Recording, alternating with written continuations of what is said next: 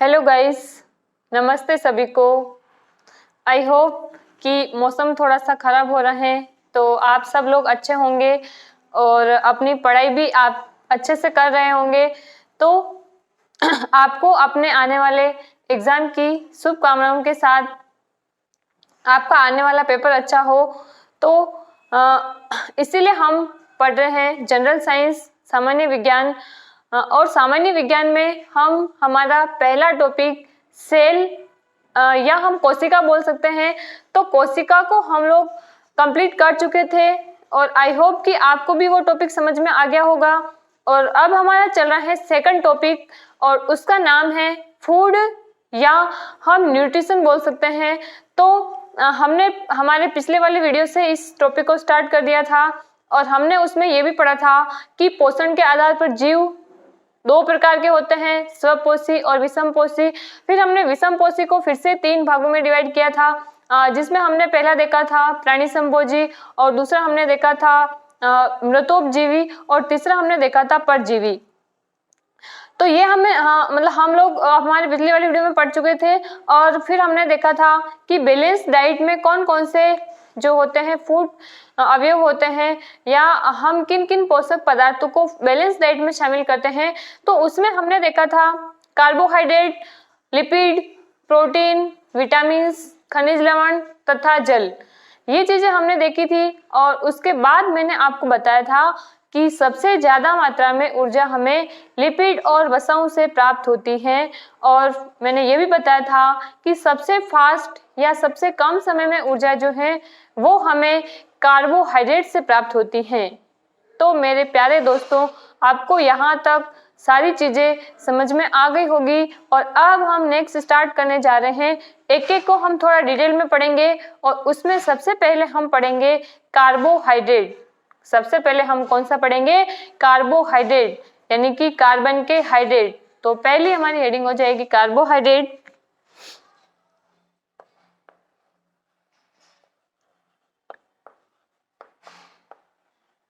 Carbohydrate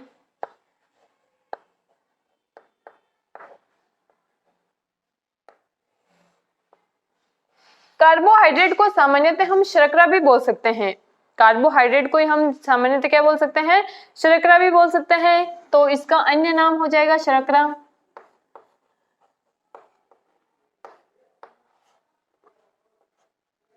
अब friends, carbohydrate नाम से आपको ये समझ में आ रहा होगा, कार्बन और हाइड्रेट यानी कि ऐसे यौगिक जो क्या होते हैं?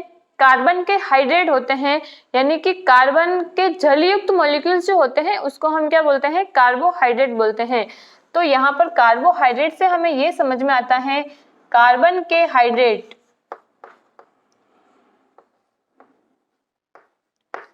कार्बन के हाइड्रेट, कार्बन के हाइड्रेट, इससे मतलब है कि कार्बन और हाइड्रेट से मतलब होता है H2O। तो इसको हम ऐसे भी लिख सकते हैं CH2O। तो कार्बोहाइड्रेट का सामान्य सूत्र हम उस फॉर्मूले को देखने पर ऐसा लिख सकते हैं क्या? सामान्य सूत्र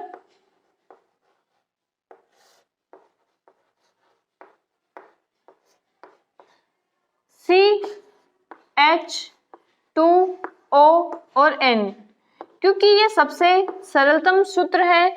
यहाँ पर कार्बन 1 है, हाइड्रोजन 2 है, ऑक्सीजन 1 है, लेकिन अलग अलग जो शर्कराएं होगी उसमें इनके मॉलिक्यूल्स की संख्या जो है वो अलग अलग होंगी। इसीलिए हमने यहाँ पर ब्रैकेट में क्या लगाया? N लगाया। अब यहाँ पर नंबर ऑफ N जो है वो 1 2 3 4 कुछ भी हो सकता है।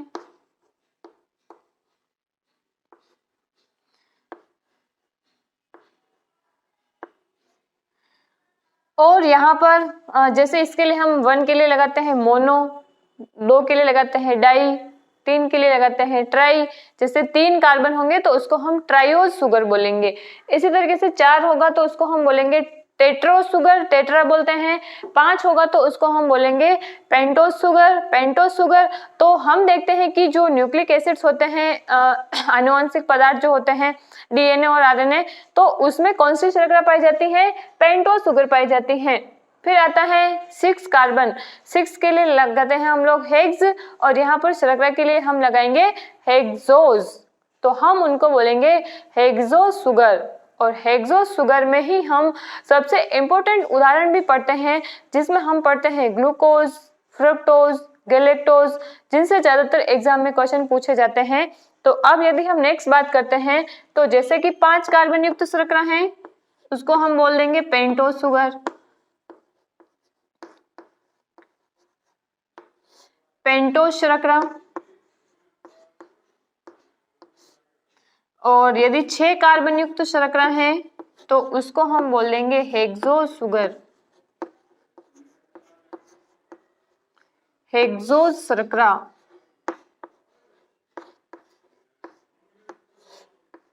अब यहाँ पर पेंटोज में 2 प्रकार की शुगर है, जिसमें एक होती है राइबोज शर्करा। राइबोज, और ये राइबोज किसमें होती है? राइबोज शर्करा होती है आरएनए के अंदर, राइबो न्यूक्लिक एसिड के अंदर। और दूसरी इसमें होती है डीऑक्सी राइबोज।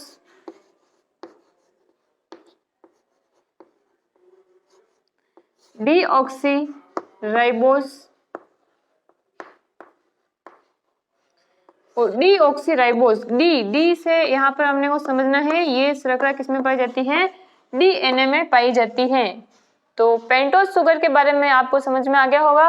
अब हम हेक्सोज शुगर की बात करें, तो मोस्ट इम्पोर्टेंट शुगर जहां से एग्जाम में क्वेश्चन पूछा जाता है, वो हमारी कौन सी शर्करा है? हेक्सोज शुगर है, हेक्सोज शर्करा है। यहाँ पर 6 कार्बन युक्त मॉलिक्यूल होगा, जिसमें हम एक पढ़ते हैं ग्लूकोज,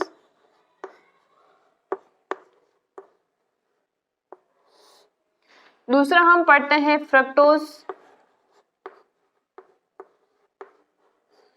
और तीसरा हम पढ़ते हैं गैलेक्टोज।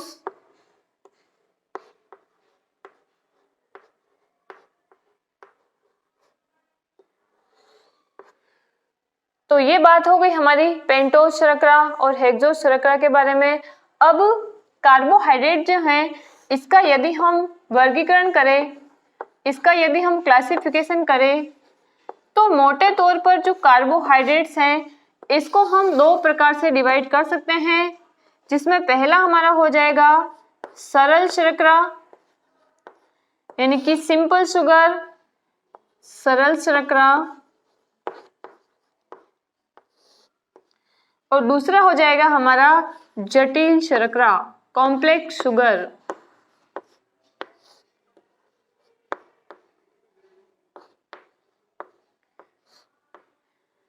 अब ये हो जाएगी सिंपल, और ये हो जाएगी कॉम्प्लेक्स।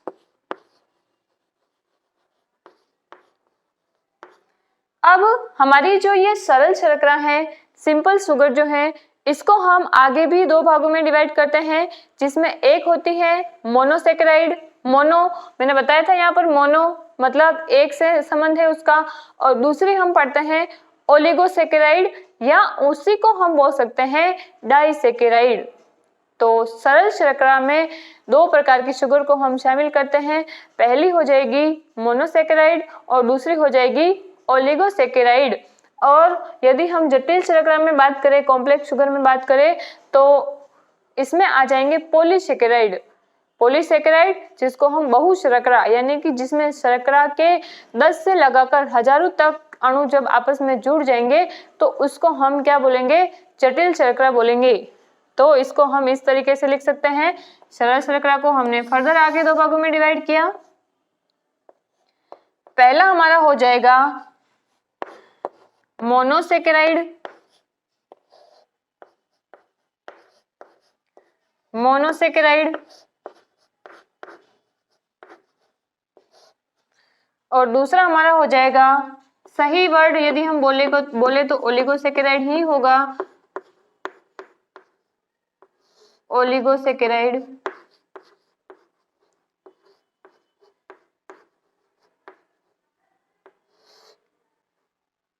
तो मोनोसेकेराइड हो जाएगी पहली, और दूसरी हो जाएगी ओलिगोसेकेराइड। या इसी को हम क्या बोल सकते हैं, इसी को हम बोल सकते हैं डाइसैकेराइड।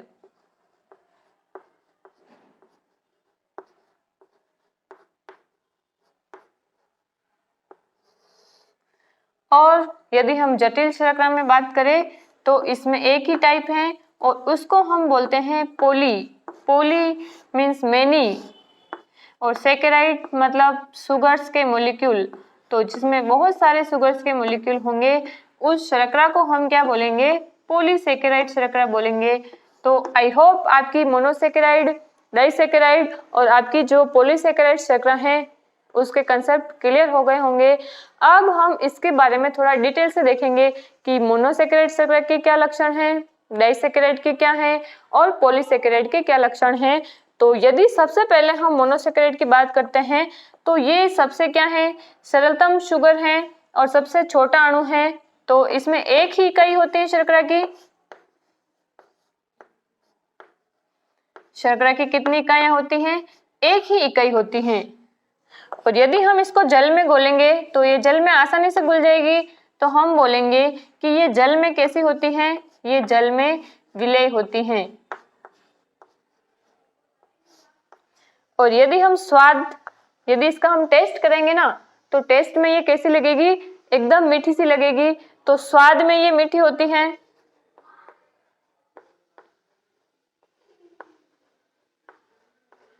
स्वाद में कैसी होती है, स्वाद में ये मीठी होती हैं।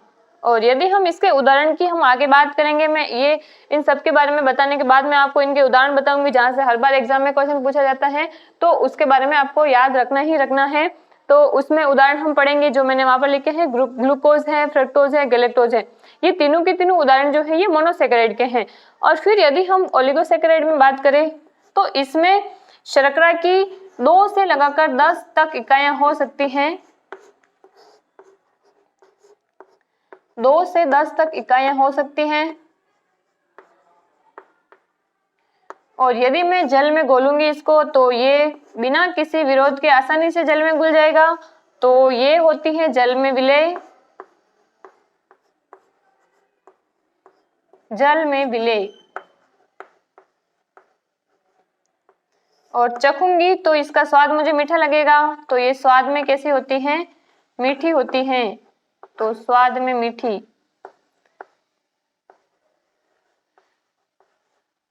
अब क्योंकि मैंने बोला कि इसमें 2 से 10 तक इकाइयां होती हैं, तो यानी कि शर्करा के 2 या 2 से अधिक मॉलिक्यूल आपस में जुड़ते हैं, तो जुड़कर ये लंबी श्रृंखला बनाते हैं। तो जब इसका अपन जल अपघटन करते हैं तो इकाइयां जो है वो वापस टूट कर क्या हो जाती हैं, अलग हो जाती हैं। तो हम ये कहते हैं कि इनका जल अपघटन क्या होता है, संभव होता है। लेकिन क्योंकि मोनोसैकेराइड में पहले से एक यूनिट होती है इसीलिए इसका जल अपघटन संभव नहीं है। तो इसका जल अपघटन नहीं होता है।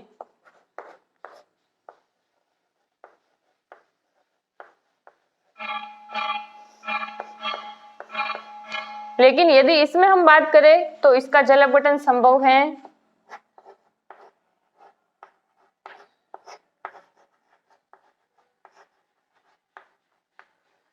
इसका जल अपघटन संभव है।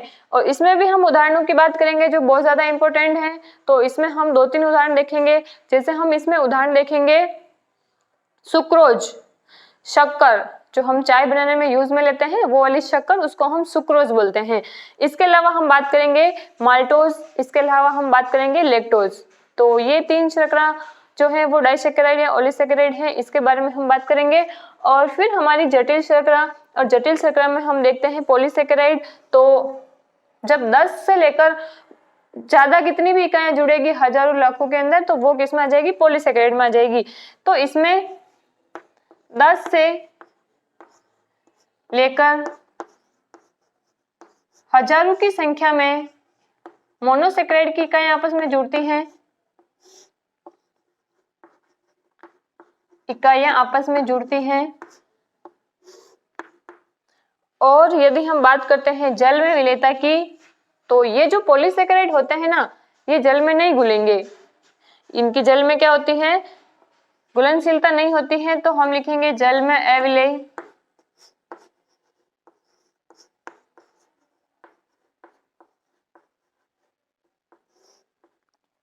और यदि हम स्वाद की बात करेंगे तो ये स्वाद में भी मीठे नहीं होते हैं, यानी कि ये कैसे होते हैं, टेस्टलेस होते हैं, स्वाद रहित होते हैं। तो इसमें हम लिख देंगे स्वाद रहित।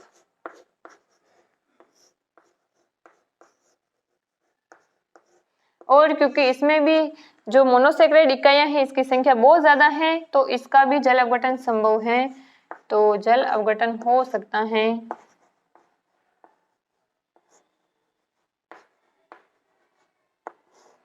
जल अपघटन संभव है। तो I hope monosaccharide, disaccharide, polysaccharide इन तीनों के बारे में आपको समझ में आया होगा। अब हम इनके उदाहरणों की बात करेंगे जो वेरी वेरी इंपॉर्टेंट, बहुत ज्यादा इंपॉर्टेंट है, एग्जाम में क्वेश्चन पूछा जाता है। तो अब हम बात करेंगे एग्जांपल्स ऑफ कार्बोहाइड्रेट शुगर्स, जिसमें हम मोनोसेक्राइड के उदाहरण देखेंगे, डाइसेक्राइड के उदाहरण देखेंगे और फिर सबसे लास्ट में हम किसके उदाहरण देखेंगे, पॉलीसेक्राइड शुगर के उदाहरण देखेंगे। तो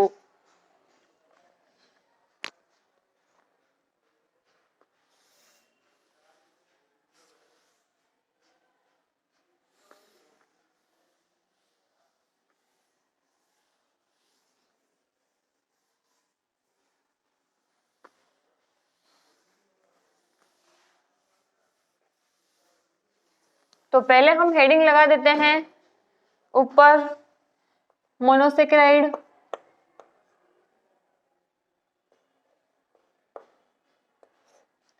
मोनोसेक्राइड,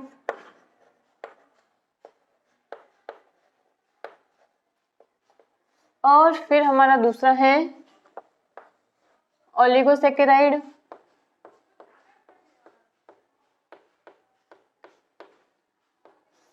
ओलिगोसेक्राइड,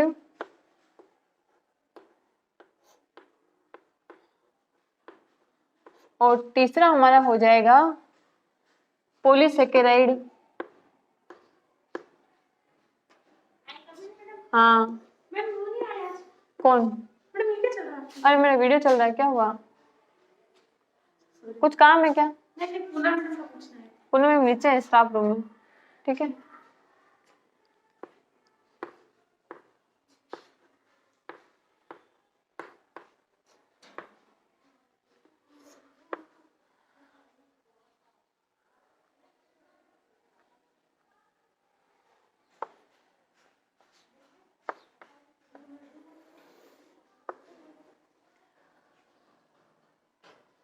तो हमारा पहला हो जाएगा मोनोसेक्राइड, दूसरा हो जाएगा ओलिगोसेक्राइड और तीसरा हो जाएगा पॉलीसेक्राइड। अब हम उदाहरणों के बारे में बात करेंगे। तो मोनोसेक्राइड में पहला उदाहरण है ग्लूकोज।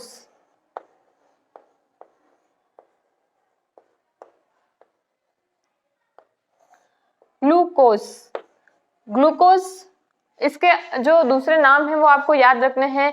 तो इसको हम बोलते हैं, एक तो हम इसको बोलते हैं रक्त शर्करा, क्योंकि ये ब्लड में पाई जाती है तो इसको हम रक्त शर्करा बोल सकते हैं। और दूसरा जो है ये अंगूर में पाई जाती है, इसीलिए इसको हम अंगूर शर्करा, ग्रेप शुगर भी बोलते हैं।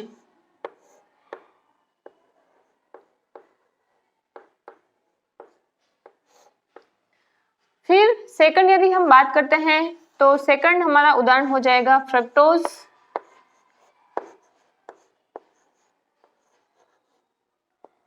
फ्रक्टोज बहुत ज्यादा इंपॉर्टेंट है।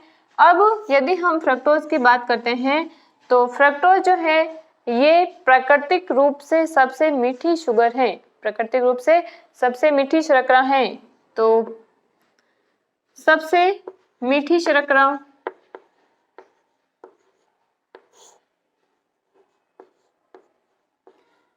सबसे मीठी शर्करा, प्राकृतिक रूप से सबसे मीठी शर्करा की बात कर रहे हैं हम लोग।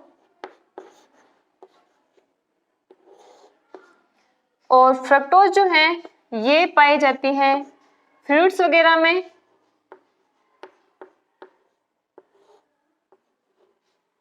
इसके अलावा जो हनी बी होता है, शहद वगैरह है, इसमें भी ये पाया जाता है।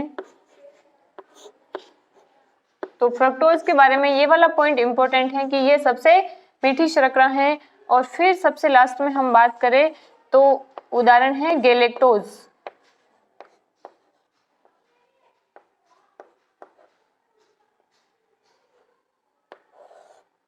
तीसरा उदाहरण हो जाएगा गैलेक्टोज। तो गैलेक्टोज की यदि हम बात करते हैं तो गैलेक्टोज जो है इसको हम बोलते हैं दुग्ध शर्करा, क्योंकि ये शर्करा कहाँ पर पाई जाती है, दूध में पाई जाती है, तो इसको हम दुग्ध शर्करा भी बोलते हैं। तो ये हमने पढ़े मोनोसेकेराइड शर्करा के उदाहरण। अब हम बात करते हैं ओलिगोसेकेराइड शर्करा के उदाहरण। तो इसमें सबसे पहला उदाहरण है सुक्रोज। पहला उदाहरण है सुक्रोज और इसी को हम शक्कर भी बोलते हैं। अब यदि हम बात करते हैं सुक्रोज की, तो क्योंकि हम इसको किस में पढ़ रहे हैं, ओलिगोसेकेराइड या डाइसेकेराइड में पढ़ रहे हैं, तो ये शर्करा के दो अणुओं से मिलकर बनी हुई होती हैं। एक तो इसमें होता है ग्लूकोज और दूसरा इसमें होता है फ्रक्टोज। तो पहला हो जाएगा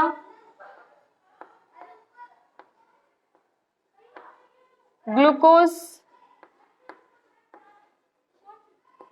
और दूसरा हो जाएगा फ्रक्टोज। और सुक्रोज को हम लोग टेबल शुगर भी बोलते हैं।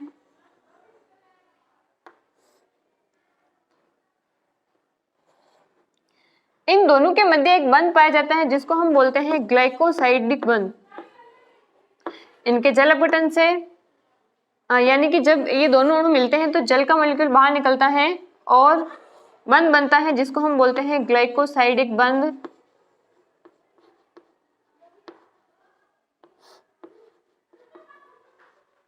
और सुक्रोज को ही हम क्या बोल सकते हैं, टेबल शुगर भी बोल सकते हैं।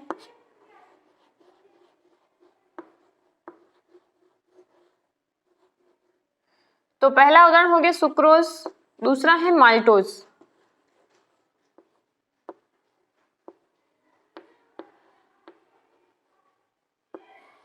Malt sugar, maltose. तो माल्टोज शुगर जो है ये पाई जाती है जर्मिनेटेड सीड के अंदर। जो अंकुरित बीज होते हैं उनमें हल्का क्या होता है, मिठास होती है, तो वो माल्टोज शुगर के कारण होती है। और इसके अलावा कास्ट लकड़ी वुड की हम बात करें तो इसमें भी माल्टोज शुगर पाई जाती है और माल्टोज में ग्लूकोज के दो मॉलिक्यूल पाए जाते हैं। तो इसमें हम लिख सकते हैं माल्टोज शुगर अंकुरित बीजों में, अंकुरित बीजों में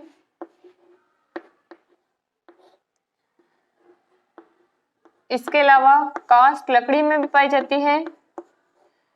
और इसमें क्या होती है, ग्लूकोज की दो इकाइयां होती हैं और इसमें भी बंध जो बनता है वो कौन सा बनता है, ग्लाइकोसाइडिक बंध बनता है। तो glucose plus glucose, glucose plus glucose.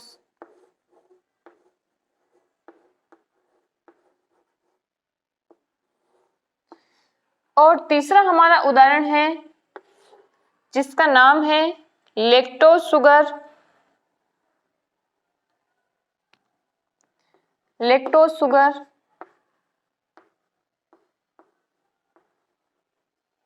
Lactose sugar आपने नाम सुना ही होगा लेक्टोज का, तो लेक्टोबैसिलस से। तो लेक्टोज शुगर जो है वो किस में पाई जाती है, दूध में पाई जाती है।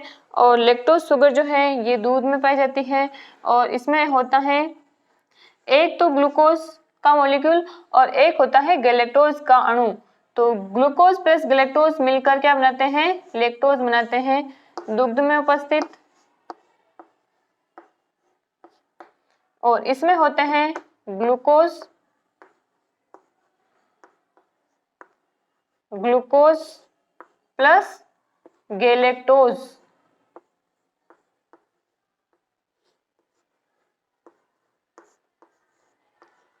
Glucose plus galactose. तो आपको ओलिगोसेकेराइड के बारे में भी समझ में आ गया होगा। अब हम बात करते हैं पॉलीसेकेराइड की। तो पॉलीसेकेराइड में पहला उदाहरण है स्टार्च।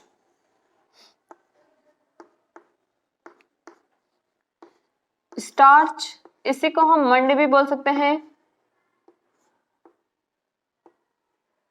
अब स्टार्च की यदि हम बात करते हैं तो इसमें हम इकाइयां नहीं लिखेंगे क्योंकि इसमें इकाइयों की संख्या बहुत ज्यादा होती है। ये ग्लूकोज के बहुत सारे अणु से मिलकर बना हुआ होता है।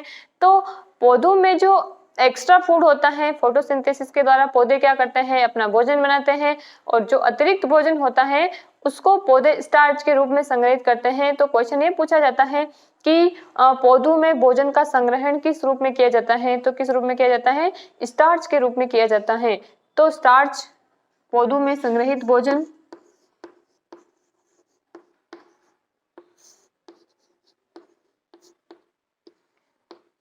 पौधों में संग्रहित भोजन। इसके अलावा यदि हम बात करते हैं तो दूसरा उदाहरण हो जाएगा ग्लाइकोजन।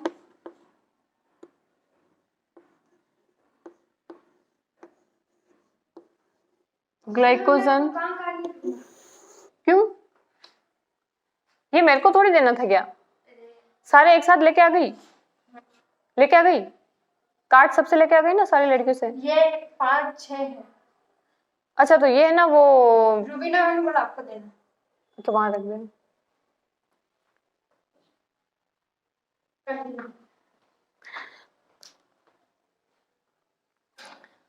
तो हम बात कर रहे थे पॉलीसेकेराइड के बारे में, जिसमें हम दूसरा उदाहरण पढ़ रहे हैं ग्लाइकोजन। थोड़ा सा बच्चे आ गए तो उस वजह से डिस्टरबेंस हो गया। अब हम कंटिन्यू कर रहे हैं ग्लाइकोजन। तो जैसे हमने बोला कि पौधों में भोजन स्टार्च के रूप में होता है, वैसे ही एनिमल भी तो क्या खाते हैं, फूड लेते हैं, भोजन करते हैं। तो जंतुओं में जो एक्स्ट्रा फूड होता है वो किस रूप में होता है, ग्लाइकोजन के रूप में होता है। तो ग्लाइकोजन जंतुओं में भोजन का संग्रहण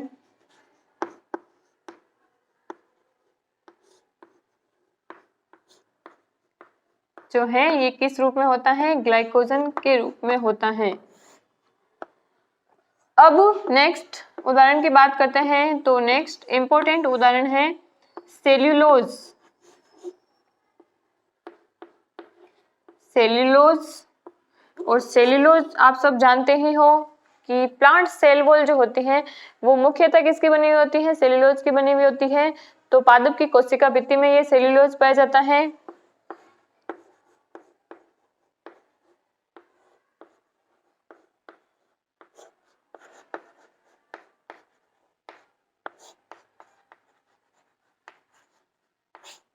और नेक्स्ट उदाहरण इंपॉर्टेंट काइटिन। काइटिन आपको नाम याद भी हो जाएगा के, और ये पाया भी किस में जाता है, कवक की कोशिका भित्ति में पाया जाता है। जो फंजाई होते हैं, फंगस होते हैं, उनकी सेल वॉल में क्या पाया जाता है, काइटिन पाया जाता है। तो के से के और के से कवक याद रखना है। तो कवक की कोशिका भित्ति में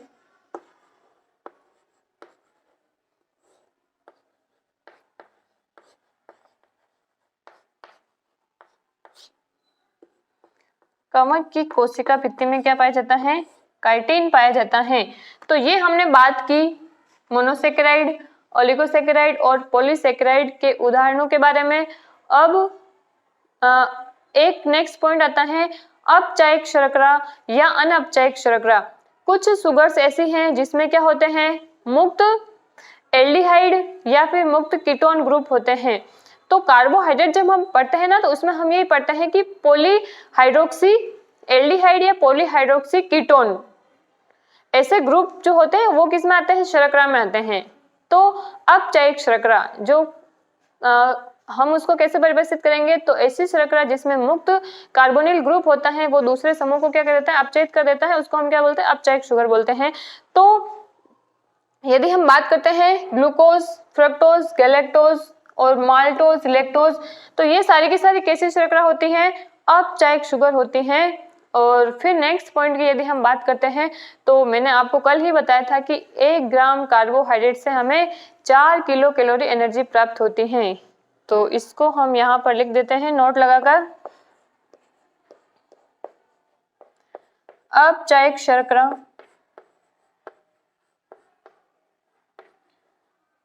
अपचायक शर्करा। और अपचायक शर्करा में आपके उदाहरण आपको पता है, पहला ग्लूकोज, दूसरा उदाहरण हो जाएगा फ्रक्टोज, तीसरा उदाहरण हो जाएगा गैलेक्टोज।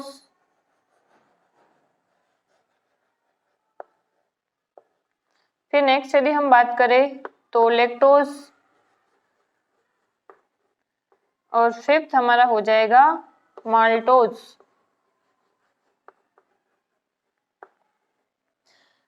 और यदि हम 1 ग्राम कार्बोहाइड्रेट से एनर्जी की बात करें तो 1 ग्राम कार्बोहाइड्रेट से 1 ग्राम कार्बोहाइड्रेट से हमें एनर्जी कितनी मिलती है? 4 किलो कैलोरी एनर्जी की प्राप्ति होती है।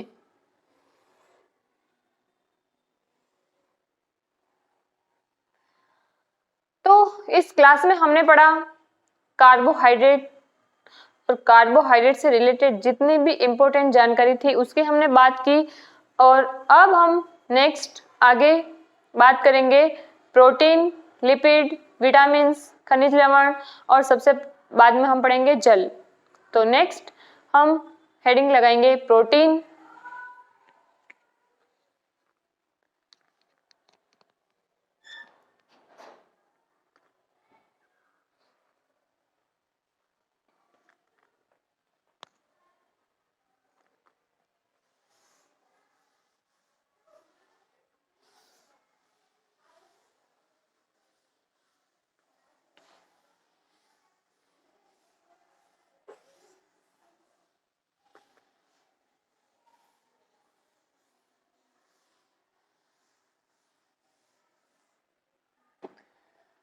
सेकंड हमारा हो जाएगा प्रोटीन।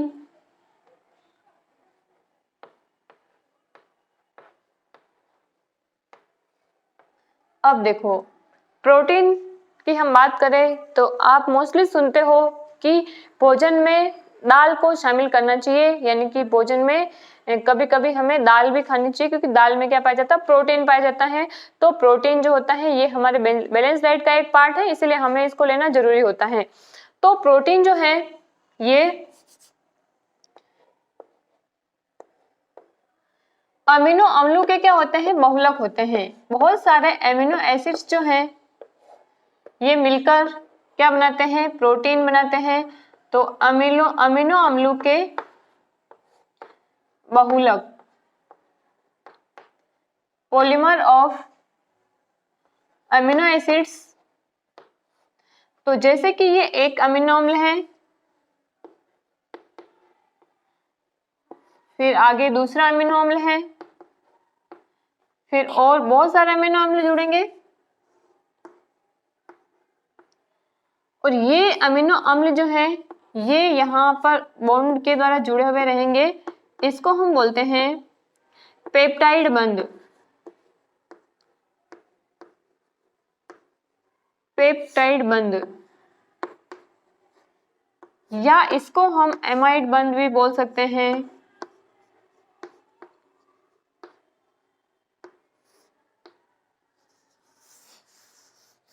अमाइड बंध। अब यदि हम कंपोजिशन की बात करते हैं, जैसे कार्बोहाइड्रेट में हमने देखा था ना कि कार्बोहाइड्रेट में उसका सामान्य सूत्र होता है CH2ON। वैसे ही यदि हम प्रोटीन में बात करें तो प्रोटीन में कार्बन होता है, हाइड्रोजन होता है, ऑक्सीजन होता है, नाइट्रोजन होता ही होता है, क्योंकि अमीनो एसिड में हम देखते हैं कि अमीनो ग्रुप पाया जाता है, NH2 ग्रुप पाया जाता है और उसमें क्या पाया जाता है? N पाया जाता है। इसके अलावा इसमें फास्फोरस भी पाया जाता है किसी किसी अमीनो अम्ल के अंदर, किसी किसी अमीनो अम्ल के अंदर सल्फर भी पाया जाता है, जैसे मिथियोनिन वगैरह है, सिस्टीन वगैरह है इसके अंदर। इसके अलावा कुछ अमीनो एसिड्स जो होते हैं, जो जटिल अमीनो एसिड्स होते हैं, उसमें कॉपर है, उसमें आयोडीन है, उसमें जिंक है, ये सब भी पाए जाते हैं। तो मुख्यतः इसका जो कंपोजिशन है वो कार्बन, हाइड्रोजन, ऑक्सीजन और नाइट्रोजन है, लेकिन इसके अतिरिक्त इसमें phosphorus, sulphur, copper, iodine, zinc आदि भी पाए जा सकते हैं। तो हम प्रोटीन को इस तरीके से परिभाषित कर सकते हैं कि प्रोटीन जो है ये नाइट्रोजन युक्त नाइट्रोजन युक्त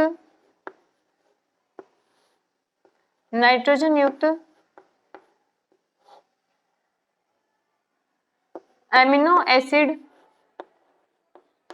नाइट्रोजन युक्त एमिनो एसिड के उच्च अणुभार वाले यौगिक,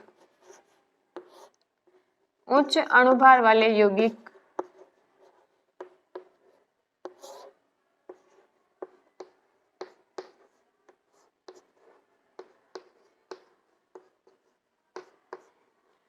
इनको हम क्या बोल सकते हैं, प्रोटीन बोल सकते हैं।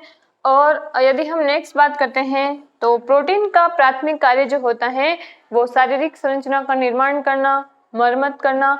और यदि हमारी बॉडी में प्रोटीन खत्म हो जाता है तब प्रोटीन का यूज किसके रूप में आता है, भोजन के रूप में होता है। तो प्रोटीन का प्राथमिक कार्य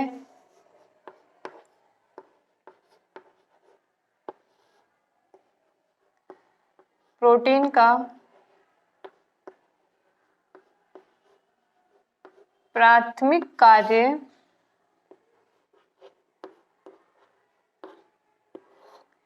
जो है वो है शारीरिक संरचना,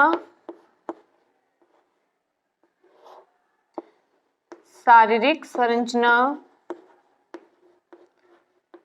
और शरीर के अंगों की मरम्मत करना है।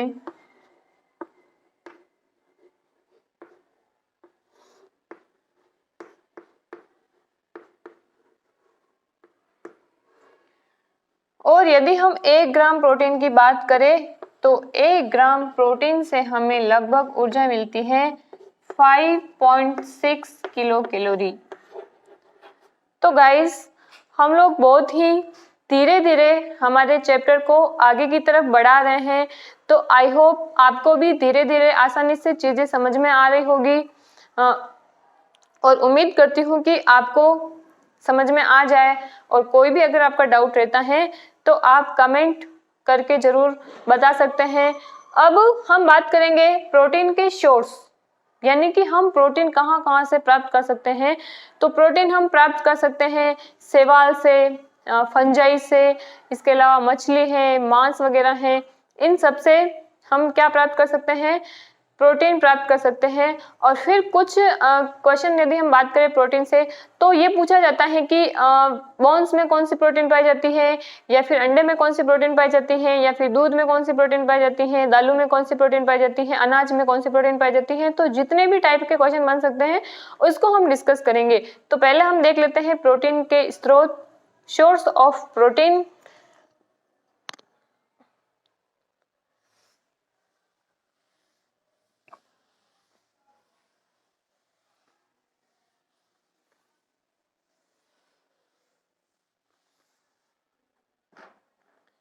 प्रोटीन के स्रोत,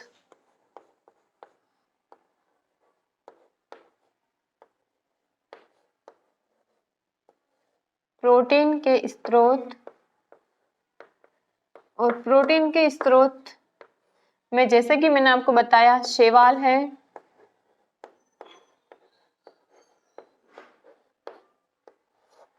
इसके अलावा यदि हम इम्पोर्टेंट प्रोटीन सोर्स की बात करें तो फंजाई है, कवक है जैसे मशरूम वगैरह है।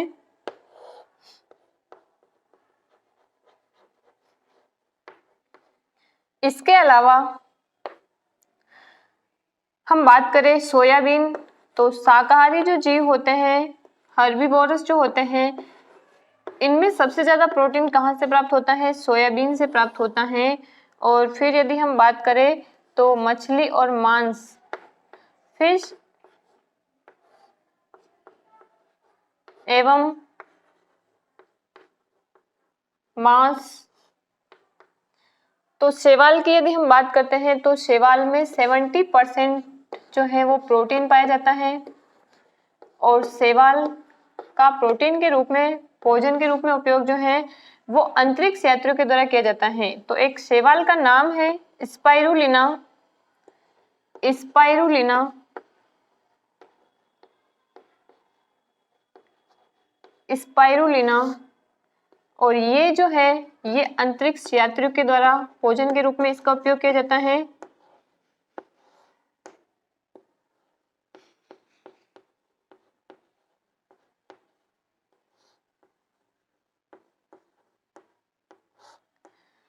और फिर यदि हम कवक की बात करते हैं तो कवक में भी लगभग 50% तक क्या पाया जाता है, प्रोटीन पाया जाता है। जैसे मशरूम वगैरह की सब्जी खाते हैं लोग तो वो होते हैं कवक, तो 50% प्रोटीन।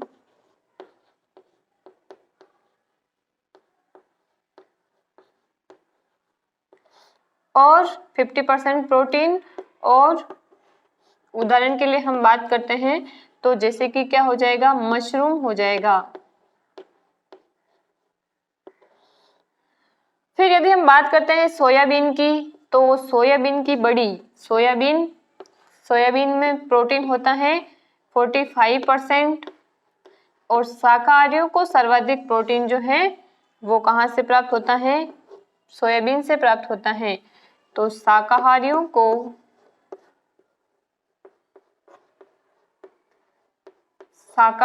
को हर्बीवोरस को सर्वाधिक प्रोटीन जो है वो सोयाबीन से प्राप्त होता है। और मछली और मांस की यदि हम बात करें तो मछली और मांस में लगभग 30% प्रोटीन होता है और मांसाहारियों को सबसे ज्यादा प्रोटीन यहीं से प्राप्त होता है। तो ऑलमोस्ट 30% प्रोटीन यहीं से होता है और मांसाहारी लोग जो है प्रोटीन मुख्यतः यहीं से प्राप्त करते हैं। अब हम बात करेंगे इम्पोर्टेंट पॉइंट्स कि किस में कौन सा प्रोटीन पाया जाता है, यानी कि हम नेल्स और हेयर्स की बात करेंगे, हम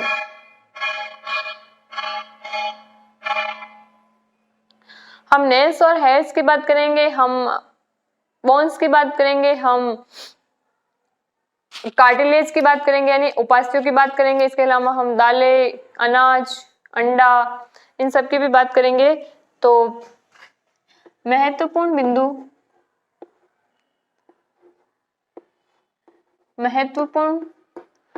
तथ्य, सबसे पहले यदि हम बात करें कि बाल और नाखून में कौन सा प्रोटीन होता है, हमारे जो हेयर है और हमारे जो नेल्स है इसमें कौन सा प्रोटीन होता है, तो आप बताइए कौन सा प्रोटीन होता है। तो इसमें पाए जाने वाले प्रोटीन का नाम है केराटिन। तो हम लिख सकते हैं यहाँ पर केराटिन।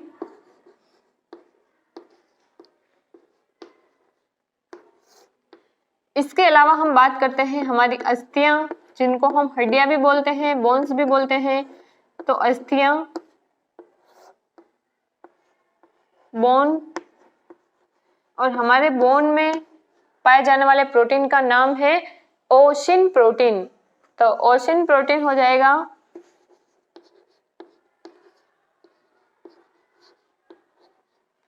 और यदि हम उपास्थ्यों की बात करते हैं,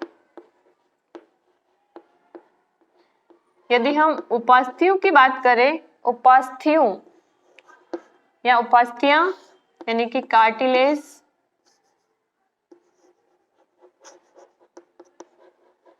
तो इसमें पाए जाने वाले प्रोटीन का नाम है कॉन्ड्रिन प्रोटीन। कॉन्ड्रिन और इलास्टिन।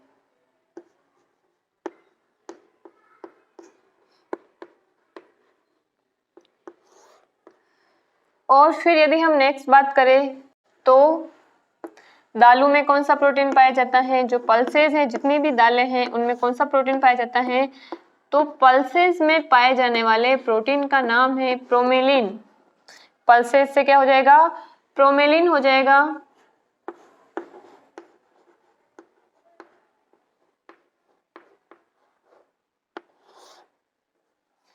और यदि हम नेक्स्ट बात करते हैं कि अनाज में कौन सा पाया जाता है, तो अनाज में आपको गेहूं का नाम ध्यान में रखना है, गेहूं, और गेहूं से यहाँ पर प्रोटीन का नाम हो जाएगा ग्लूटेमिन। तो अनाज, सीरियल्स, और उसमें पाए जाने वाले प्रोटीन का नाम है ग्लूटेमिन।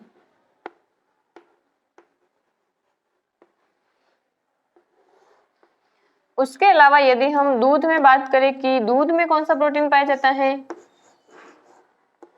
तो दूध में पाए जाने वाले प्रोटीन का नाम है केसिन प्रोटीन।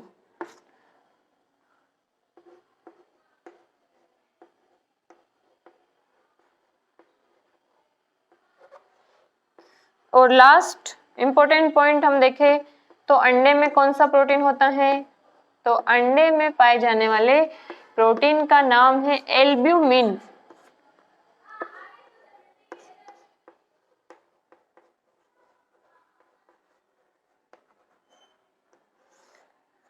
तो ये हमने देखे इम्पोर्टेंट प्रोटीन्स, किसमें कौन सा प्रोटीन पाया जाता है। तो आज की क्लास में हम लोगों ने पढ़ा कार्बोहाइड्रेट और प्रोटीन के बारे में, बहुत ही धीरे धीरे पढ़ा हमने, धीरे धीरे समझा, पॉइंट टू पॉइंट हमने सारी चीजें देखी और उसको हमने नोट किया। तो आई होप कि आपको भी चीजें सारी समझ में आ रही होगी।